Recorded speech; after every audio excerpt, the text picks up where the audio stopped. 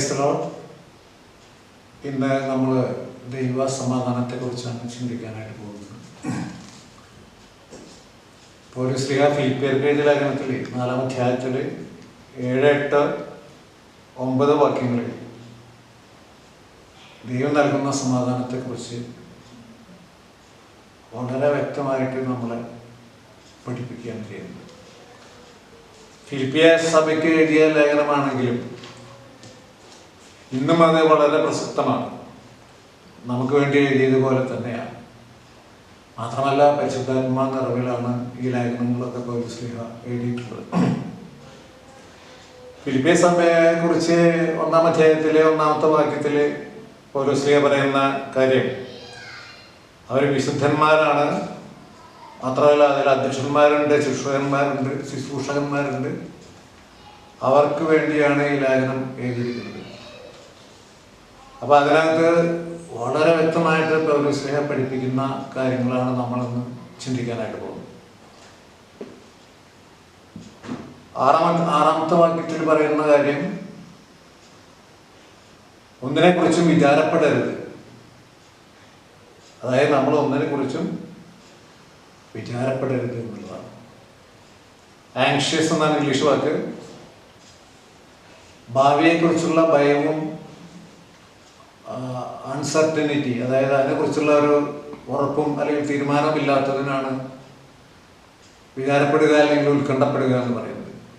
നമ്മൾ ആങ്ഷ്യസ് ആണെന്ന് പറയുന്നത് അതാണ്. Fear and uncertainty about future, ഭാവിയെക്കുറിച്ചുള്ള നമ്മുടെ ഒരു ചിന്ത, അതിനെക്കുറിച്ച് ഓർക്കുമ്പോഴുള്ള ഭയം. അങ്ങനെ നിങ്ങൾ ഭയപ്പെടരുത് എന്നുള്ളതാണ്. എന്ത് സംഭവിക്കും എൻ്റെ ജീവിതത്തിൽ ഇനി എന്നുള്ള രീതിയിലുള്ള ചിന്ത നമുക്ക് വേണ്ട. ഒന്നിനെക്കുറിച്ചും വിചാരപ്പെടരുത്. പകരം നമ്മൾ എന്ത് ചെയ്യണം എന്നുള്ളത് ഒരു ശ്ലീഹ പഠിപ്പിക്കുകയാണ്. എല്ലാറ്റിലും പ്രാർത്ഥനയാലും അപേക്ഷയാലും നിങ്ങളുടെ ആവശ്യങ്ങൾ സ്തോത്രത്തോടു കൂടി ദൈവത്തെ അറിയിക്കുക എത്ര വേണ്ട. പ്രയർ, പ്രാർത്ഥനയാലാണ് നമ്മൾ ദൈവത്തെ നമ്മുടെ ആവശ്യം അറിയിക്കേണ്ടത്. മാത്രമല്ല അപേക്ഷയോടുകൂടി എന്ന് പറഞ്ഞാൽ അതിൻ്റെ ഇംഗ്ലീഷ് വാക്ക് സപ്ലിക്കേഷൻ എന്നാണ്. അപ്പം അതൊരു ഹമ്പിളായിട്ടുള്ള ഒരു വളരെ സൗമ്യമായും വളരെ വിനീതമായിട്ടും അപേക്ഷിക്കുന്നതിനാണ്, അല്ലെങ്കിൽ നമ്മൾ ആവശ്യപ്പെടുന്നതിനാണ് അപേക്ഷിക്കുക എന്ന് പറയുന്നത്. അപ്പോൾ നമ്മൾ പ്രാർത്ഥനയിൽ ആദ്യം വരണം. പ്രാർത്ഥനയിൽ വരുമ്പോൾ ചെയ്യേണ്ട കാര്യങ്ങൾ നമുക്കറിയാം. പ്രാർത്ഥനയിലേക്ക് കടന്നു വന്നു കഴിഞ്ഞാൽ ദൈവമായിട്ടുള്ള ഒരു ബന്ധം ആദ്യം സ്ഥാപിച്ചു കഴിഞ്ഞിട്ടാണ് പ്രാർത്ഥനയിലേക്ക് വരുന്നത്. അതുപോലെ തന്നെ ദൈവത്തിനോടുള്ള ഒരു സാമീപ്യം അനുഭവിച്ചറിഞ്ഞതിന് ശേഷമാണ് പ്രാർത്ഥന തുടങ്ങുന്നത്. അതാണ് പ്രാർത്ഥന എന്ന് പറയുന്നത്. ദൈവമായിട്ടുള്ള ഒരു കണക്ഷൻ, ഒരു ബന്ധം സ്ഥാപിക്കുകയാണ്. എന്നിട്ടാണ് നമ്മൾ ദൈവസന്നിധിയിൽ നമ്മുടെ ആവശ്യങ്ങൾ സമർപ്പിക്കേണ്ടത്, അപേക്ഷ സമർപ്പിക്കേണ്ടത്, നമ്മുടെ റിക്വസ്റ്റ് വെക്കേണ്ടത്. ആവശ്യങ്ങൾ അങ്ങനെ സമർപ്പിക്കുന്ന സമയത്ത് അത് സ്തോത്രത്തോടു കൂടി ആയിരിക്കണം എന്ന് പറഞ്ഞാൽ. സ്തോത്രം എന്ന് പറഞ്ഞു കഴിഞ്ഞാൽ താങ്ക്സ് ഗിവിങ് ആണ്, അതായത് നന്ദി പറയുക എന്നുള്ളതാണ്. ഇതുവരെയുള്ള നമ്മുടെ ജീവിതത്തിൽ ദൈവം നൽകിയിട്ടുള്ള എല്ലാ കാര്യങ്ങളെക്കുറിച്ചും ദൈവത്തോട് നന്ദി പറയുന്നതിനാണ് സ്തോത്രം പറയുക എന്ന് പറയുന്നത്. ദൈവത്തെ അത് ഓർത്ത് നമ്മൾ പുകഴ്ത്തുന്നതിനാണ്. ദൈവം എനിക്ക് വേണ്ടി ചെയ്ത കാര്യങ്ങളെക്കുറിച്ച് ഓർത്ത് നന്ദി പറയുന്നതിനാണ് സ്തോത്രം ചെയ്യുക എന്ന് പറയുന്നത്. പൗലോസ് ശ്ലീഹ വളരെ വ്യക്തമായിട്ട് പഠിപ്പിക്കുന്ന കാര്യം, നിങ്ങളുടെ എല്ലാ ആവശ്യങ്ങളും പ്രാർത്ഥനയാലും അപേക്ഷയാലും സ്തോത്രത്തോടുകൂടെ. അപ്പോൾ നമ്മുടെ ആവശ്യം ദൈവസന്നിധിയിൽ സമർപ്പിക്കുമ്പോൾ ദൈവം ഇതുവരെ ചെയ്തിട്ടുള്ള എല്ലാ നന്മകളെക്കുറിച്ചും നമുക്ക് വേണ്ടി ചെയ്തിട്ടുള്ള എല്ലാ കാര്യങ്ങളെക്കുറിച്ചും ദൈവത്തിനോട് നന്ദി പറഞ്ഞുകൊണ്ട് വേണം ദൈവത്തെ നമ്മുടെ ആവശ്യങ്ങൾ അറിയിക്കാനായിട്ട്. അറിയിക്കുക എന്ന് പറയുന്നത് വളരെ പ്രധാനപ്പെട്ട കാര്യമാണ്. ഇപ്പോൾ നമ്മൾ നമ്മുടെ ആവശ്യങ്ങൾ വിശുദ്ധമായി തന്നെ ദൈവസന്നിധിയിൽ അറിയിക്കണം. ആവശ്യങ്ങൾ നമ്മൾ അറിയിച്ചു കഴിഞ്ഞാൽ നമ്മുടെ മനസ്സിലേക്ക് വരുന്ന ഒരു കാര്യമാണ് ദൈവസമാധാനം എന്ന് പറയുന്നത്. ദൈവസമാധാനം എന്ന് പറഞ്ഞു കഴിഞ്ഞാൽ നമുക്ക് സമാധാനം എന്നുള്ള വാക്ക് വളരെ വ്യക്തമായിട്ട് അറിയാവുന്ന ഒരു വാക്കാണ്. രണ്ട് തരത്തിൽ അത് ഉപയോഗിക്കാറുണ്ട്. ഒന്ന് പീസ് ഓഫ് മൈൻഡ്, മനസ്സിൻ്റെ സമാധാനം. പിന്നെ നമ്മുടെ രണ്ട് വ്യക്തികൾ തമ്മിൽ പ്രശ്നം ഉണ്ടാകുമ്പോൾ അവർ തമ്മിൽ സമാധാനമായി എന്ന് പറയാം. അല്ലെങ്കിൽ രാഷ്ട്രങ്ങൾ തമ്മിൽ യുദ്ധമുണ്ടാകുമ്പോൾ യുദ്ധം കരാർ വെച്ച് യുദ്ധം അവസാനിപ്പിക്കുമ്പോൾ സമാധാന കരാർ ഒപ്പിട്ടെന്ന് പറയാം. യുദ്ധവും സമാധാനവും എന്ന് പറഞ്ഞിട്ടുള്ള ഒരു വലിയ പുസ്തകം തന്നെ നമുക്ക് എല്ലാവർക്കും അറിയാവുന്നതാണ്. വളരെ പ്രശസ്തമായ പുസ്തകം. അപ്പം ഇവിടെ ആ അർത്ഥത്തിലല്ല, ഇവിടെ പീസ് ഓഫ് മൈൻഡ്, അതായത് ദൈവവുമായിട്ട് നമ്മൾ ഈ രീതിയിൽ നമ്മുടെ ആവശ്യങ്ങൾ ദൈവസന്നിധിയിൽ സമർപ്പിച്ചു കഴിഞ്ഞാൽ പ്രാർത്ഥനയാലും അപേക്ഷയാലും സ്തോത്രത്തോടു കൂടി ദൈവത്തോട് അറിയിച്ചു കഴിഞ്ഞാൽ അപ്പോൾ നമുക്ക് ലഭിക്കുന്നതാണ് ഈ പീസ് ഓഫ് മൈൻഡ്. അത് ദൈവസമാധാനമാണ്. അത് പീസ് ഓഫ് മൈൻഡ് ആണെങ്കിൽ തന്നെ ദൈവം നൽകുന്നതാണ്. പീസ് ഓഫ് ഗോഡാണ് ദൈവസമാധാനം. അത് നമ്മുടെ ഹാർട്ടിനെയും നമ്മുടെ ചിന്തകളെയും നമ്മുടെ ഹൃദയങ്ങളെയും നിലവുകളെയും, അതായത് ഹാർട്ടും മനസ്സും ക്രിസ്തുയേശുവിങ്കൽ കാക്കും. പിന്നെ നമ്മൾ അതിനെക്കുറിച്ച് വിചാരപ്പെടേണ്ട ആവശ്യം ഉണ്ടാവില്ല. വലിയൊരു സമാധാനം നമ്മളുടെ മനസ്സിലേക്ക്. കർത്താവായ യേശു ക്രിസ്തു യോഹന്നാൻ സുവിശേഷത്തിൽ 14-ാം അധ്യായത്തിൽ പറയുന്ന ഒരു പ്രധാനപ്പെട്ട കാര്യം, നിങ്ങളുടെ മനസ്സ് ഒരിക്കലും കലങ്ങിപ്പോകരുത് എന്നുള്ളതാണ്. നിങ്ങളുടെ ഹൃദയം കലങ്ങിപ്പോകരുത്. ഒന്നാമത്തെ വാക്യം, ദൈവത്തിൽ വിശ്വസിപ്പിൻ, എന്നിൽ വിശ്വസിപ്പിൻ. കർത്താവായ യേശു ഡയറക്റ്റായിട്ട് പറഞ്ഞ കാര്യമാണ്. നിങ്ങളുടെ മനസ്സ് ഒരിക്കലും കലങ്ങിപ്പോകരുത്. നിങ്ങളുടെ മനസ്സ് സമാധാനമില്ലാത്തൊരവസ്ഥയിൽ ഒരിക്കലും ആയിരിക്കരുത്. നിങ്ങളുടെ മനസ്സ് സമാധാനത്തോടുകൂടെ ആയിരിക്കണം. ഹൃദയം എന്ന് പറയുന്നത് മനസ്സ് എന്നുള്ള അർത്ഥത്തിലാണ്. സമാധാനം എന്ന് പറയുമ്പോൾ നമ്മൾക്കൊരു സ്വസ്ഥത, ഒരു വിശ്രമം, ഒരു ശാന്തി എല്ലാം മനസ്സിന് ലഭിക്കുന്നതാണ് സമാധാനം എന്ന് പറയുന്നത്. അപ്പോൾ ഇങ്ങനെ ചെയ്തു കഴിഞ്ഞാൽ വളരെ സിമ്പിളായിട്ടുള്ള കാര്യമാണ്. നമ്മുടെ ആവശ്യം എന്താണെന്ന് ആദ്യം തന്നെ സ്റ്റഡി ചെയ്ത് അത് മനസ്സിലാക്കി വ്യക്തമായ രീതിയിൽ നമ്മളെ ഉള്ളിലുണ്ടാവണം. അത് പ്രാർത്ഥനയാലും അപേക്ഷയാലും സ്തോത്രത്തോടു കൂടി ദൈവത്തെ അറിയിക്കുക. അങ്ങനെ അറിയിച്ചു കഴിയുമ്പോൾ സകല ബുദ്ധിയെയും കഴിയുന്ന ദൈവസമാധാനം നമ്മുടെ ഹൃദയങ്ങളെയും നിലവുകളെയും ക്രിസ്തുയേശുവിൽ കാക്കും എന്നുള്ളതാണ് പൗലോസ്ലീഹ പഠിപ്പിക്കുന്ന ഏറ്റവും പ്രധാനപ്പെട്ട കാര്യം.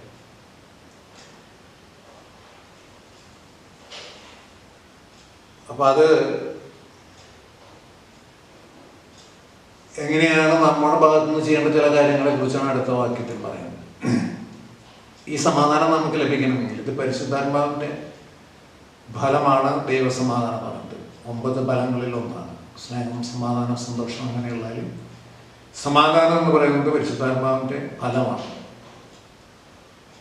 ആ ഫലം നമുക്ക് ലഭിക്കാനായിട്ട് നമ്മളിൽ എല്ലാവരിലും നമ്മുടെ ആത്മാവോടുകൂടെ പരിശുദ്ധാത്മാവുണ്ട്. കർത്താവായ യേശു ക്രിസ്തുവിനെ നാഥൻ രക്ഷിതാവുമായി സ്വീകരിച്ച എല്ലാ വ്യക്തികളിലും അവരെല്ലാവരും അഭിഷേകം പ്രാപിച്ചവരാണ്. സ്നാനമേറ്റിട്ടുള്ള എല്ലാ ആളുകളും, അത് ശിശു സ്നാനമായാലും മുതിർന്ന സ്നാനമായാലും, സ്നാനമേൽക്കുന്നതോടുകൂടെ തന്നെ കർത്താവായ യേശു ക്രിസ്തുവിനെ രക്ഷിതാവായി സ്വീകരിക്കുന്നതോടൊപ്പം തന്നെ ദൈവത്തിൻ്റെ പരിശുദ്ധാത്മാവിൻ്റെ അഭിഷേകമാണ് ലഭിക്കുക. അപ്പോൾ ആ അഭിഷേകം നമ്മുടെ ആത്മാവിലുണ്ട് ശരിക്കും. അതിൻ്റെ ഫലം പുറപ്പെടുവിക്കാനായിട്ട് നമ്മുടെ ഭാഗത്തു നിന്ന് ചില കാര്യങ്ങൾ ചെയ്യേണ്ടതായിട്ടുണ്ട്. അതാണ് 8-ാമത്തെ വാക്യത്തിലും 9-ാമത്തെ വാക്യത്തിലൊക്കെ പറയുന്നുണ്ട്. 8-ാം വാക്യം, ഒടുവിൽ സഹോദരന്മാരെ, സത്യമായതൊക്കെയും ഘനമായതൊക്കെയും നീതിയായതൊക്കെയും നിർമ്മലമായതൊക്കെയും രമ്യമായതൊക്കെയും സൽകീർത്തിയായതൊക്കെയും സൽഗുണമോ പുകഴ്ചയോ അതൊക്കെയും ചിന്തിച്ചു. സമാധാനം ഉണ്ടാകണമെങ്കിൽ നമ്മുടെ ഭാഗത്ത് നിന്ന് ചെറിയൊരു വ്യത്യാസം വരുത്തണം. നമ്മുടെ മനസ്സിലെ ചിന്തകൾക്ക് വ്യത്യാസം വരുത്തണം. ആ ചിന്തകൾക്കുള്ള വ്യത്യാസം ഒരു 8 കാര്യങ്ങളാണ് പൗലോസ്ലീഹ അവിടെ പറയുന്നത്.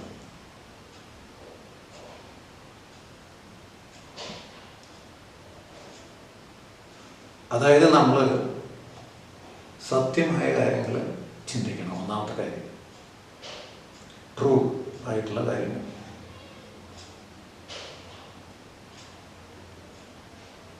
അതായത് ശരിയായിട്ടുള്ള ഫാക്റ്റ്, എക്സാക്റ്റ് ആയിട്ടുള്ള കാര്യങ്ങൾ, ആക്യുറേറ്റ് ആയിട്ടുള്ള കാര്യങ്ങൾ.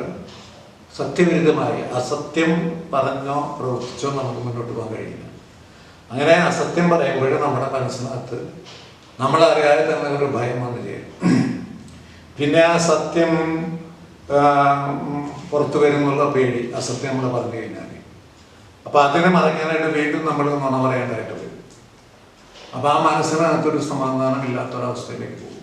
അപ്പോൾ ഒന്നാമത്തെ കാര്യം പൗലോസ് പറയുന്നത്, നിങ്ങൾ ചിന്തിക്കേണ്ട കാര്യം ഒന്നാമത്തെ സത്യമായതൊക്കെ. പല സത്യത്തിന് പല രൂപങ്ങളുണ്ട്. ചിലത് നഗ്നസത്യങ്ങൾ എന്ന് പറഞ്ഞു കഴിഞ്ഞാൽ ഫുൾ ആയിട്ട് സത്യം മാത്രമായിട്ടുള്ളത്. പിന്നെ അർദ്ധസത്യങ്ങൾ എന്ന് പറഞ്ഞു കഴിഞ്ഞാൽ കുറച്ച് സത്യവും കുറച്ച് നുണയുള്ളൂ. പിന്നെ ചിലത് അപ്രിയ സത്യങ്ങൾ എന്ന് പറയും. മറ്റുള്ളവർ കേട്ട് കഴിഞ്ഞാൽ അവർക്ക് ഒരിക്കലും അത് പ്രിയമായിട്ട് തീരാൻ സാധ്യതയില്ല. അപ്പോൾ നമ്മൾ ചില അപ്രിയ സത്യങ്ങൾ നമ്മൾ പറയാതിരിക്കുകയായിരിക്കും നല്ലത്. അർദ്ധസത്യങ്ങൾ നമ്മളത് മുഴുവൻ സത്യം എന്താണെന്ന് അറിഞ്ഞതിന് ശേഷം പറയുകയായിരിക്കും നല്ലത്. നഗ്നസത്യങ്ങളാണ് നമ്മൾ പറയേണ്ടത്. അതായത് 100% സത്യമായിട്ടുള്ള കാര്യമാണ് പറയേണ്ടത്. അല്ലാതെ നമ്മൾ പറഞ്ഞു കഴിഞ്ഞാൽ നമ്മുടെ മനസ്സിനകത്തുള്ള സമാധാനം നഷ്ടപ്പെടും. അതുകൊണ്ടാണ് പൗലോസ് വളരെ വ്യക്തമായിട്ട് പരിശുദ്ധാത്മ നിറവിൽ ഈ ഫിലിപ്പിയ സഭയെ പഠിപ്പിക്കുന്നത്, നമ്മളെ ഓരോരുത്തരെയും പഠിപ്പിക്കുന്നത്, നിങ്ങൾ സത്യമുള്ളവരായിരിക്കണം, സത്യമായ കാര്യങ്ങൾ നിങ്ങൾ ചിന്തിക്കണം എന്നുള്ളത്. രണ്ടാമത്തെ കാര്യം നോബിൾ എന്നാണ്. അതായത് ഘനമായതൊക്കെ.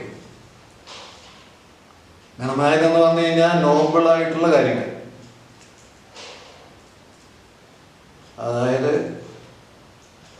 ഏറ്റവും ഉന്നതമായ ഹൈ റാങ്ക് ഉള്ളതായ, അല്ലെങ്കിൽ ഹൈ ക്വാളിറ്റീസ് ഉള്ളതായ, നിസ്സാരമായ കാര്യങ്ങൾ, ഘനമല്ലാത്തൊരു കാര്യങ്ങളും വെറും തമാശയോ അല്ലെങ്കിൽ അങ്ങനെയുള്ള കാര്യങ്ങൾ പറയുക, അങ്ങനെ ചിന്തിക്കാൻ നമ്മൾ പാടില്ല എന്നുള്ളതാണ്. തമാശ നമുക്ക് പറയാം, പക്ഷെ നമ്മുടെ മനസ്സിനെ സമാധാനം നഷ്ടപ്പെടുത്തുന്ന രീതിയിൽ ആയിരിക്കരുത് ഒരിക്കലും. നോബിൾ എന്നുള്ള വാക്ക് നമുക്ക് എല്ലാവർക്കും അറിയാം, പല കുട്ടികൾക്കും നോബിൾ എന്നുള്ള പേരുണ്ട്. ആ വാക്കിൻ്റെ അർത്ഥം having high qualities, high rank എന്നൊക്കെയാണ്. നമ്മൾ പറയുന്ന കാര്യം നല്ല ഘനമുള്ളതായിരിക്കണം. അത് ഒരിക്കലും സിമ്പിളായിട്ടുള്ള ഒരു അവസ്ഥയിലായിരിക്കരുത് എന്നുള്ളതാണ് രണ്ടാമത്തെ കാര്യം. അപ്പോൾ ആ രണ്ടാമത് നമ്മളൊക്കെ മനസ്സിനകത്ത് അത്തരം കാര്യങ്ങളായിരിക്കും നമ്മുടെ മനസ്സിനകത്ത് ഉണ്ടായിരിക്കേണ്ടത്.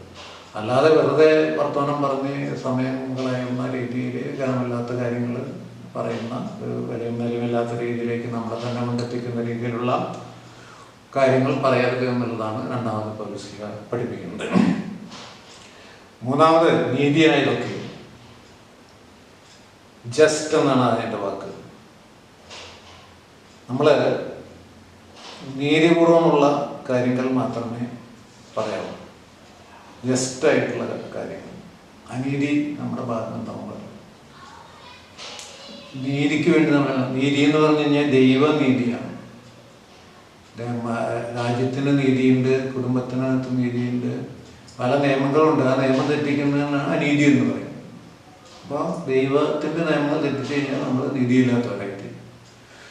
റൈറ്റും റോങ്ങും തമ്മിലുള്ള വ്യത്യാസം മനസ്സിലാക്കാനുള്ള ഒരു കഴിവ് ദൈവം നമുക്ക് തന്നിട്ടുണ്ട്. ശരിയും തെറ്റും. നീതിയുള്ളവരാണെങ്കിൽ നമ്മൾ ശരിയുടെ ഭാഗത്ത് നിൽക്കും. അപ്പോൾ നമ്മൾ ശരി ചെയ്യുന്നവരായിരിക്കണം എന്നുള്ളതാണ് നീതിയായതൊക്കെയും എന്ന് പറയുന്നത്. അതായത് നമ്മൾ ചിന്തയിൽ അനീതിയും ആയിട്ടുള്ള കാര്യങ്ങൾ ഒരിക്കലും പാടില്ല. ആരെങ്കിലും ചതിക്കാനോ വഞ്ചിക്കാനോ ചൂഷണം ചെയ്യാനൊക്കെയുള്ള ചിന്ത അവിടെ മനസ്സിനകത്ത് വരുമ്പോൾ അത് നീതിപൂർവമല്ലാത്ത കാര്യങ്ങളാണ്, അത് അനീതിയാണ്. അത്തരം ചിന്തകൾ നമ്മുടെ മനസ്സിനകത്ത് നിന്നുള്ള സമാധാനം കെടുത്തും.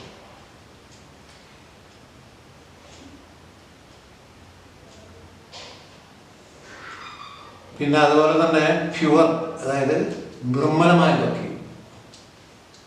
പിന്നെ പറയുന്ന നാലാമത്തെ കാര്യമാണ്, നമ്മൾ നിർമ്മലമായ കാര്യങ്ങൾ മാത്രമേ ചിന്തിക്കാൻ പാടുള്ളൂ. നമ്മുടെ മനസ്സെപ്പോഴും അല്ലെ തിന്മയായ കാര്യങ്ങളോ പാപം ഉണ്ടാക്കുന്ന കാര്യങ്ങളും ചിന്തിക്കരുത്. അശുദ്ധിയിലേക്ക് നയിക്കുന്ന ചിന്തകൾ നമ്മുടെ മനസ്സിനകത്ത് ഒരിക്കലും ഉണ്ടാവില്ല. തിന്മയിലേക്ക് നയിക്കുന്ന ചിന്തകൾ, പാപത്തിലേക്ക് നയിക്കുന്ന ചിന്തകൾ, അത്തരം ചിന്തകൾ നമ്മുടെ മനസ്സിനകത്ത് വന്നു കഴിഞ്ഞാൽ നമുക്ക് സമാധാനം ഉണ്ടാവില്ല. അപ്പം അത് വളരെ പ്രധാനപ്പെട്ട കാര്യമാണ്. നമ്മൾ വിശുദ്ധരായിരിക്കുക എന്നുള്ളതും നമ്മുടെ ചിന്തകൾ വിശുദ്ധമായിരിക്കുക എന്നുള്ളതും. അതുകൊണ്ടാണ് പൗലോസ് പറയുന്നത് നിങ്ങൾ നിർമ്മലമായതൊക്കെയും ചിന്തിക്കണം എന്ന് പറയുന്നത്. അഞ്ചാമത്തെ കാര്യം നിർമ്മലമായതൊക്കെയും ചിന്തിക്കുക എന്നുള്ളത്. ആറാമത്തെ കാര്യം പറയുന്നത് നമ്മൾ രമ്യമായതൊക്കെയും ചിന്തിക്കണം എന്നുള്ളതാണ്. അതായത് രമ്യമായ കാര്യങ്ങൾ എന്ന് പറഞ്ഞു കഴിഞ്ഞാൽ ലവ്ലി എന്നാണ് ഇംഗ്ലീഷിൽ ബൈബിളിൽ ആ വാക്ക് വന്നിട്ടുള്ളത്. നമ്മുടെ സംസാരത്തിനകത്ത്, നമ്മുടെ ചിന്തയ്ക്കകത്ത് ബ്യൂട്ടിഫുൾ ആയിട്ടുള്ള കാര്യങ്ങൾ, അട്രാക്റ്റീവ് ആയിട്ടുള്ള കാര്യങ്ങൾ, മറ്റുള്ളവർക്ക് എൻജോയ് ചെയ്യാൻ പറ്റുന്ന കാര്യങ്ങൾ, അങ്ങനെയുള്ള കാര്യങ്ങളാണ് നമ്മളെ വായിൽ നിന്ന് വരേണ്ടത്. അത്തരം ചിന്തകളാണ് നമ്മുടെ മനസ്സിനകത്ത് ഉണ്ടായിരിക്കേണ്ടത്. അപ്പം രമ്യമായ രീതിയിലുള്ള കാര്യങ്ങൾ നമ്മൾ ചിന്തിക്കണം എന്നുള്ളതാണ്. നമ്മൾ പറയുന്നത് മറ്റുള്ളവർക്കൊരു അനാകർഷണമായിട്ടോ മറ്റുള്ളവർക്കൊരു ആസ്വദിക്കാൻ പറ്റാത്ത രീതിയിലോ അല്ലെങ്കിൽ അവരെ ഒരു മനസ്സിലേക്ക് ഒരു സൗന്ദര്യമില്ലാത്ത അവസ്ഥയിലേക്ക് ഒരു കാഴ്ചപ്പാട് കൊടുക്കുന്ന രീതിയിലൊന്നും സംസാരിക്കാൻ പാടില്ല. രമ്യമായ രീതിയിലാണ് നമ്മൾ സംസാരിക്കുന്നത്. അതിൻ്റെ കൂടെ നമുക്ക് ചിന്തിക്കാവുന്ന ചില തർക്കങ്ങൾ ഉണ്ടാക്കുന്ന ആളുകളുണ്ട്. അവർ സംസാരിച്ചു കഴിഞ്ഞാൽ രമ്യത നഷ്ടപ്പെടും. അവർ സംസാരിച്ചു കഴിഞ്ഞാൽ രണ്ട് വ്യക്തികൾ തമ്മിലുള്ള സംസാരിക്കുന്ന ആളുടേതായിട്ടുള്ള രമ്യത നഷ്ടപ്പെടുന്ന രീതിയിൽ ഉള്ള വാക്കുകൾ പുറത്തേക്ക് വരും. അങ്ങനെയുള്ള ചിന്തകൾ ഉണ്ടാകുമ്പോഴാണ് അത്തരം വാക്കുകൾ പുറത്തേക്ക് വരും. അപ്പം അത്തരം ചിന്തകൾ പാടില്ല. രമ്യമായതാണ് ചിന്തിക്കേണ്ടത് എന്നുള്ളതാണ് അഞ്ചാമത്തെ കാര്യം. പിന്നെ സൽകീർത്തിയായതൊക്കെ നമ്മളുടെ മനസ്സിനകത്ത് മറ്റുള്ളവരെ കുറിച്ചുള്ള ചിന്തകൾ, കാര്യങ്ങളൊക്കെ സൽകീർത്തി, ഗുഡ് റിപ്പോർട്ട്, അവരെ കുറിച്ചുള്ള നല്ല കാര്യങ്ങളായിരിക്കും നമ്മൾ ചിന്തിക്കേണ്ടത്. മോശമായ റിപ്പോർട്ടുകൾ വരുന്നതല്ല, ഗുഡ് റിപ്പോർട്ടാണ് വേണ്ടത്. അവർക്ക് സൽകീർത്തി ഉണ്ടാകുന്ന രീതിയിലുള്ള കാര്യങ്ങളാണ് നമ്മൾ ചിന്തിക്കുന്നത്. നമ്മുടെ സാധാരണയുള്ള ഒരു സ്വഭാവം എന്താ വെച്ചാൽ മറ്റുള്ളവരുടെ കുറവുകൾ കണ്ടെത്തുക, അവരെ സംബന്ധിച്ച് പരദൂഷണം പറയുക, അസൂയ പരത്തുക എന്നുള്ള ചിന്തകളൊക്കെ സൽകീർത്തി ഉണ്ടാക്കുന്ന കാര്യങ്ങളല്ല. അത്തരം ചിന്തകൾ നമ്മുടെ മനസ്സിനകത്ത് വന്നു കഴിഞ്ഞാൽ അതിൻ്റെ ദോഷം നമുക്ക് തന്നെയാണ്. നമ്മുടെ മനസ്സിൻ്റെ സമാധാനമാണ് നഷ്ടപ്പെടുക എന്ന് പൗലോസ് പറയുകയാണ്. അപ്പോൾ അതുകൊണ്ട് സൽകീർത്തിയായതൊക്കെയും ചിന്തിച്ചു പറയും. ഇനി സൽഗുണമോ അതുപോലെ തന്നെ പുകഴ്ച ഉള്ളതൊക്കെ ചിന്തിക്കാൻ പറ്റും. സൽഗുണം എന്ന് പറഞ്ഞു കഴിഞ്ഞാൽ വെർച്യു എന്നുള്ള വാക്കാണ് അതിന്. ഗുഡ്നെസ് അല്ലെങ്കിൽ എക്സലൻസ്, അവരുടെ ഏറ്റവും നല്ല കാര്യങ്ങൾ, മറ്റുള്ളവരെ കുറിച്ചുള്ള കാര്യങ്ങൾ നമ്മൾ തന്നെ ചിന്തിക്കുമ്പോഴും അത്തരം നല്ല കാര്യങ്ങളും എക്സലൻ്റ് ആയിട്ടുള്ള കാര്യങ്ങളും മൂല്യങ്ങളുള്ള കാര്യങ്ങൾ ചിന്തിക്കണം. അതാണ് സൽഗുണമായ കാര്യങ്ങളെന്ന് പറയുന്നത്. അപ്പോൾ അതാണ് ഏഴാമത്തെ കാര്യം. എട്ടാമത്തെ കാര്യം നമ്മൾ പുകഴ്ചയായ കാര്യങ്ങൾ ചിന്തിക്കണം. മറ്റുള്ളവർക്ക് പ്രൈസ് വർത്തി എന്നാണ് ഇംഗ്ലീഷ് വാക്ക്. അതായത് ഹാവിങ് മെറിറ്റ്, അതായത് അവരത് ഡിസർവിങ് ആണ്, അത് അവര് അതിന് അർഹരാണ്. അത് ഒരു മുഖസ്തുതി പറയലല്ല, മറ്റുള്ളവരുടെ ആ ഗുണങ്ങളിലുള്ള അവരെ കുറിച്ചുള്ള അത് അവർ അർഹതപ്പെട്ടതാണ് അവർക്ക് എന്നുള്ള രീതിയിൽ നമ്മൾ ചിന്തിക്കുകയും അത് അവരുമായിട്ടുള്ള സംസാരത്തിനകത്തൊക്കെ അത് പരിചയം ചെയ്യണം എന്നുള്ളതാണ്. അതാണ് എട്ടാമത്തെ കാര്യം. അങ്ങനെ 8 കാര്യങ്ങളാണ് പൗലോസ് ഇവിടെ പറയുന്നത്. അങ്ങനെയുള്ള കാര്യങ്ങളാണ് നിങ്ങൾ ചിന്തിക്കേണ്ടത്. ഒന്നാമത്തെ കാര്യം, നിങ്ങൾ സത്യമായത് മാത്രം ചിന്തിക്കുക, നീതിയായത് ചിന്തിക്കുക, നിർമ്മലമായി ചിന്തിക്കുക, രമ്യമായി ചിന്തിക്കുക, സൽകീർത്തിയായി ചിന്തിക്കുക, സൽഗുണം ആയിട്ടുള്ള കാര്യങ്ങൾ ചിന്തിക്കുക, മറ്റുള്ളവർക്ക് പുകഴ്ച ഉണ്ടാകുന്ന രീതിയിലുള്ള കാര്യങ്ങൾ ചിന്തിക്കുക. അങ്ങനെയൊക്കെ ചിന്തിച്ചു കൊള്ളുക.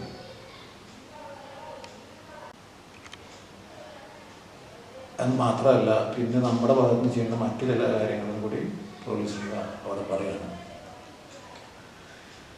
ചിന്ത എങ്ങനെയാണെങ്കിൽ തന്നെ പ്രവർത്തിക്കാനായിട്ടുള്ള ചില കാര്യങ്ങൾ, അതായത് പൗലോസ് പഠിച്ചും ഗ്രഹിച്ചും കേട്ടും കണ്ടുമുള്ളത് പ്രവർത്തിക്കും. പഠിക്കുക എന്ന് പറഞ്ഞു കഴിഞ്ഞാൽ അറിവ് നേടുക എന്നർത്ഥം. ഗെയിൻ നോളജ് അല്ലെങ്കിൽ ഒരു സ്കില്ല്, ഒരു ജോലി ചെയ്യാനുള്ള സ്കില്ല്, കഴിവ്. അത് വായിച്ച് പഠിക്കാം, പരിശീലിച്ച് പഠിക്കാം, അല്ലെങ്കിൽ മറ്റുള്ള ആരെങ്കിലും നമ്മൾ പഠിപ്പിച്ചു കഴിഞ്ഞാൽ അത് പഠിക്കാം. ലേൺ എന്ന് പറഞ്ഞു കഴിഞ്ഞാൽ അത്ര അർത്ഥങ്ങളുണ്ട്. ഒന്ന്, നമുക്ക് അറിവ് അല്ലെങ്കിൽ അതിൻ്റെ ആ കാര്യം ചെയ്യാനുള്ള കഴിവ് നേടാം, അല്ലെങ്കിൽ അത് പരിശീലിച്ച് പഠിക്കാം, അല്ലെങ്കിൽ മറ്റുള്ളവർ നമ്മളെ പഠിപ്പിക്കുമ്പോൾ അത് പഠിക്കാം. അതാണ് ലേൺ എന്ന് പറയുന്നത്. ഇവിടെ പൗലോസ് പറയാണ്, എന്നോട് പഠിച്ചു, എന്നിൽ നിന്ന് നിങ്ങൾ പഠിച്ച കാര്യങ്ങൾ, നിങ്ങൾ നേടിയ കാര്യങ്ങൾ, എന്നിൽ നിന്ന് നിങ്ങൾ നേടിയ അറിവും സ്കില്ലും, അത് നിങ്ങൾ എങ്ങനെയാണ് നേടിയത് എന്നുള്ളതാണ്. അത് ആ നേടിയ കാര്യങ്ങൾ, അത് പരിശീലിച്ച കാര്യങ്ങൾ, അതുപോലെ തന്നെ അത് ഞാൻ പറഞ്ഞ് പഠിപ്പിച്ച കാര്യങ്ങൾ, ആ കാര്യങ്ങൾ പഠിച്ചും ഗ്രഹിക്കുക എന്ന് പറഞ്ഞു കഴിഞ്ഞാൽ ആക്സെപ്റ്റ് ചെയ്യുക എന്നാണ്. നമ്മളത് സ്വീകരിക്കുക, റിസീവ് ചെയ്യുക. അപ്പോൾ കാര്യങ്ങൾ മനസ്സിലായി മാത്രം പോരാ, അത് ഗ്രഹിക്കണം, നമ്മുടെ മനസ്സിനകത്ത് ഗ്രഹിക്കുകയും അത് നമ്മൾ അതേപോലെ തന്നെയാണെന്ന് റിസീവ് ചെയ്യുകയും സ്വീകരിക്കുകയും ചെയ്യുക.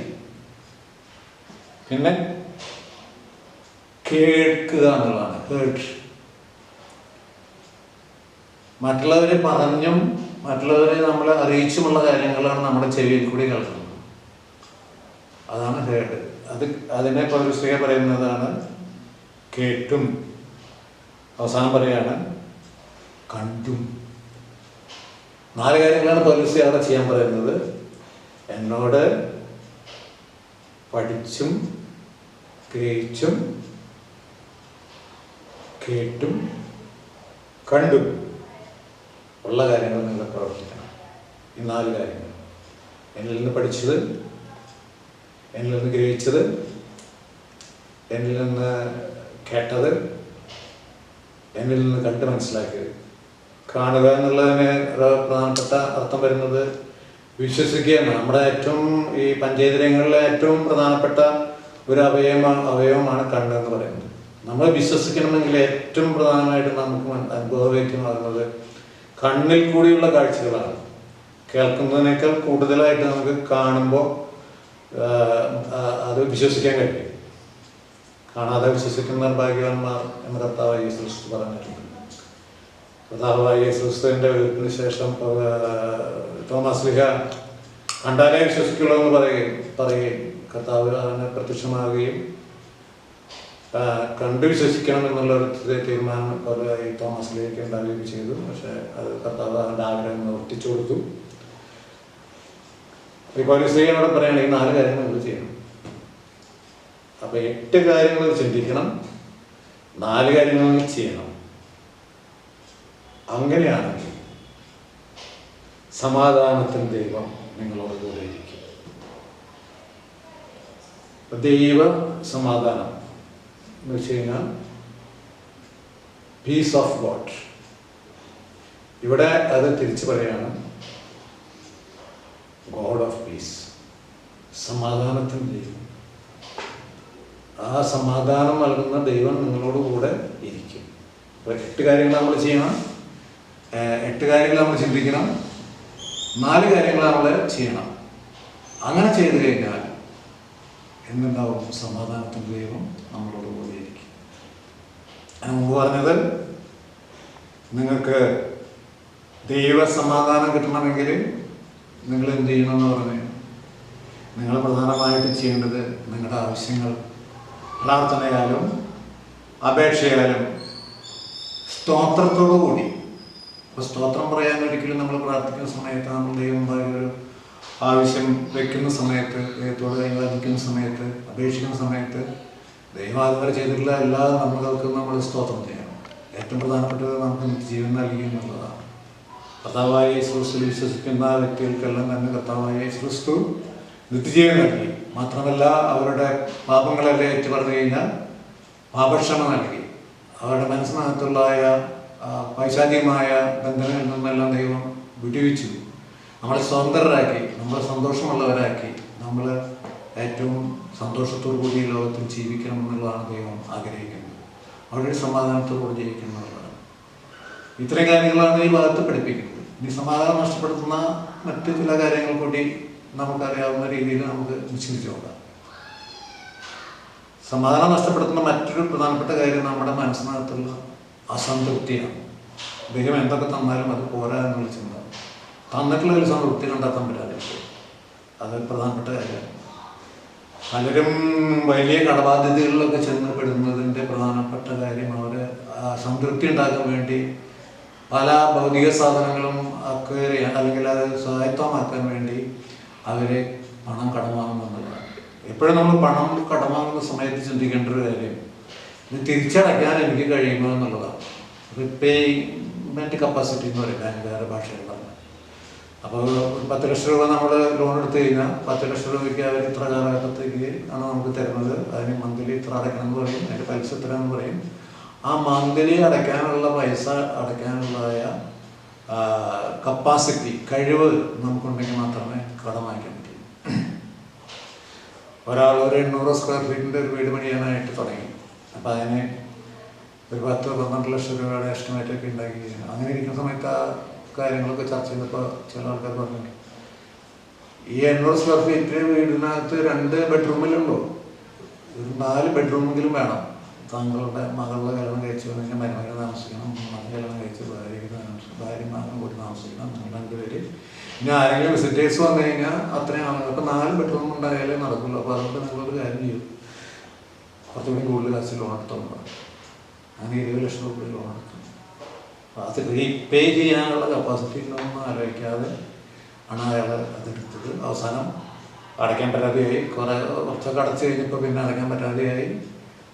ബാങ്ക് നടപടിയെടുക്കാൻ തുടങ്ങി. ബാങ്ക് ജപ്തി ചെയ്യാനുള്ള അവസരമൊക്കെ എത്തി. അപ്പോഴേക്കും അത് വിൽക്കേണ്ടതായിട്ട് വന്നു. വിറ്റ് കടം കിട്ടേണ്ട ഒരവസ്ഥ. അപ്പോൾ അത് ശരിയായിട്ടുള്ള പ്ലാനിങ് ഇല്ലാതെ കടം വാങ്ങിക്കരുത്. കടം വാങ്ങിച്ചു കഴിഞ്ഞാൽ സമാധാനം നഷ്ടപ്പെടും. പിന്നെ നമ്മൾ ആലോചിക്കാത്ത കാര്യങ്ങൾ ചെയ്താൽ നമ്മുടെ ചില വിഡിത്തരങ്ങൾ നമ്മുടെ സമാധാനം നഷ്ടപ്പെടുത്തും. എന്ത് കാര്യം ചെയ്യുമ്പോഴും ദൈവത്തോട് ആലോചന ചെയ്യുകയും അതിൻ്റെ ഫാക്ട്സ് ആൻഡ് ഫിഗേഴ്സൊക്കെ വിശകലനം ചെയ്യുകയും ചെയ്തതിന് ശേഷം മാത്രമേ നമ്മളൊരു തീരുമാനത്തിലെത്താൻ പാടുള്ളൂ. അപ്പോൾ നമ്മൾ ദൈവമായിട്ടുള്ള ബന്ധമുള്ള വ്യക്തിയാണെങ്കിൽ ദൈവത്തോട് ചോദിച്ചു കഴിഞ്ഞാൽ തീർച്ചയായിട്ടും നമ്മുടെ മനസ്സിനകത്ത് അതിനെക്കുറിച്ചുള്ള ഒരു ഉറപ്പ് നമുക്ക് ലഭിക്കും. അപ്പോൾ ആ ഉറപ്പ് ലഭിച്ചു കഴിഞ്ഞാൽ നമുക്ക് മുന്നോട്ട് പോകാനായിട്ട് കഴിയും. അതൊന്നുമില്ലാതെ നമ്മുടെ സ്വന്തം ഇഷ്ടത്തിന് നമ്മുടെ സ്വന്തം തീരുമാനത്തിനനുസരിച്ച് കാര്യങ്ങൾ കൊണ്ടുപോയി കഴിഞ്ഞാൽ അത് വിട്ടിത്തരായിട്ട് മാറും. അവസാനം നമ്മുടെ സമാധാനം നഷ്ടപ്പെടുകയും ചെയ്യും. അങ്ങനെ ലോകപ്രകാരമുള്ള മറ്റ് പല കാര്യങ്ങളും നമ്മുടെ അനുഭവത്തിലുള്ളതാണ്. ഇപ്പോൾ ഒരു സ്ത്രീ പറഞ്ഞ 8 കാര്യങ്ങൾ മാത്രം ചിന്തിക്കുകയും 4 കാര്യങ്ങൾ ചെയ്യുകയും ചെയ്തു കഴിഞ്ഞാൽ സമാധാനത്തിന് ദൈവം നിങ്ങളോടുകൂടെ ഇരിക്കും എന്നുള്ളതാണ്. അപ്പോൾ ദൈവം നമ്മളോടുകൂടെ ഇരിക്കണമെങ്കിൽ ഈ കാര്യങ്ങളൊക്കെ നമ്മൾ അറിഞ്ഞിരിക്കണം. അത് നമ്മുടെ ജീവിതത്തിൽ പ്രായോഗികമാക്കണം. 4 കാര്യങ്ങൾ നമ്മൾ ചെയ്യണം. ദൈവിക സമാധാനം ഉണ്ടാകണമെങ്കിൽ നമ്മൾ എന്ത് ചെയ്യണം? നമ്മൾ നമ്മുടെ ആവശ്യങ്ങൾ ദൈവസന്നിധിയിൽ സമർപ്പിക്കുക. പ്രാർത്ഥനയോടും അപേക്ഷയോടും അതുപോലെ തന്നെ സ്തോത്രത്തിനും കൂടി ദൈവസന്നിധിയിൽ സമർപ്പിക്കുക. അപ്പോൾ എല്ലാ ബുദ്ധിയെയും കഴിയുന്ന ദൈവസമാധാനം നമ്മുടെ ഹൃദയങ്ങളിൽ ക്രിസ്തുയേശുവിൽ കാക്കും. ക്രിസ്തുയേശുവിൽ കാക്കും. ഹൃദയങ്ങളെയും നിലവുകളെയും ക്രിസ്തുയേശുവിൽ കാക്കുക എന്നുള്ള ഈ ഫിലിപ്പിയ ലേഖനത്തിലെ 4-ാം അധ്യായം 6, 7, 8, 9 വാക്യങ്ങൾ കൂടി വളരെ വ്യക്തമായിട്ട് പൗലോസ് നമ്മളെ പഠിപ്പിച്ചു തന്നിട്ടുള്ളതാണ്. അതൊക്കെ നമ്മൾ ഓർത്ത് ജീവിതം മുന്നോട്ട് കൊണ്ടുപോയി കഴിഞ്ഞാൽ സമാധാനത്തോട് ജീവിക്കാൻ കഴിയും. ലോകത്തിലെ ഏറ്റവും പ്രധാനപ്പെട്ട ഒരു കാര്യം എന്ന് പറഞ്ഞാൽ സമാധാനത്തോട് ജീവിക്കുക എന്നുള്ളതാണ്. സമാധാനമില്ലാതെ നമുക്ക് എത്ര പണം ഉണ്ടായാലും എത്ര പ്രശസ്തി ഉണ്ടായാലും അധികാരം ഉണ്ടായാലും ഒന്നും യാതൊരു കാര്യമില്ല. സ്വസ്ഥത ഉണ്ടായിരിക്കണം. നമ്മുടെ മനസ്സിന് സ്വസ്ഥത ഉണ്ടായിരിക്കണം. അപ്പോൾ നമ്മുടെ ശരീരം നല്ല ആരോഗ്യമുള്ളതായിരിക്കും, നമ്മുടെ മനസ്സും ആരോഗ്യമുള്ളതായിരിക്കും, നമ്മുടെ ഇടപെടലുകൾ മറ്റുള്ളവരുമായിട്ടുള്ളതൊക്കെ വളരെ സന്തോഷകരമായിരിക്കും. ദൈവം നമ്മുടെ കൂടെയിരിക്കും. സമാധാനത്തിൽ ദൈവം നമ്മളോട് കൂടെയിരിക്കും. ഈ വാക്കുകൾ ദൈവം നമ്മളെ എല്ലാവരെയും അനുഗ്രഹിക്കട്ടെ. ദൈവം നാമം മഹത്വപ്പെടട്ടെ. പിതാവായ ദൈവത്തിൻ്റെ സ്നേഹവും പുത്രൻ തമ്പുരാൻ്റെ കൃപയും പരിശുദ്ധാത്മാവിന്റെ സംബന്ധം സഹവാസവും നമ്മളെല്ലാവരോടും കൂടെ ഇപ്പോഴും എപ്പോഴും എന്നേക്കും ഉണ്ടായിരിക്കും. ആമേൻ.